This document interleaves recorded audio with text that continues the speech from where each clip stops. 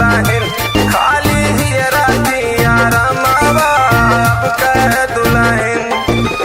अब कह दुल्हन भैया अब कह दुल्हन घर का करती नाही कमावा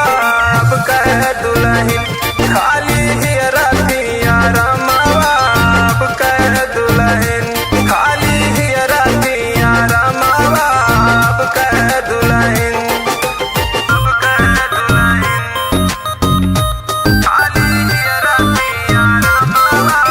अब कह दुल्हन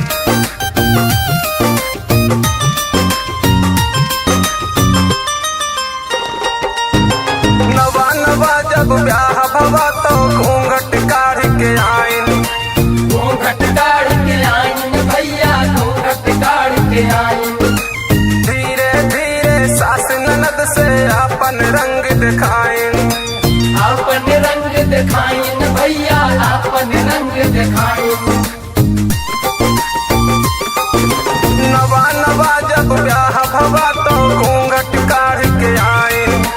धीरे धीरे सास ननद से अपन रंग दिखाइन भाई भाई के लड़वा के चूल्हा अलग कराइन माने नैहर के कहानावा अब कह दुल्हन घर के करती नाही कमावा अब कह दुल्हन खाली ही रातिया रमावा अब कह दुल्हन या रमावा अब कह दुल्हन खाली ही रातिया रमावा अब कह दुल्हन मर्दे का परदेश भेज के मारत ही स्टाइल मारत ही स्टाइल भैया मारत ही स्टाइल। अपना हमारे मौज ओ लड़कन का दई दिया मोबाइल लड़के दिए मोबाइल भैया दिन भर दिए मोबाइल।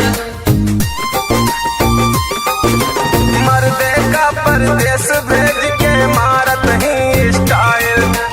अपना हमारे मौज ओ लड़कन का दई दिया मोबाइल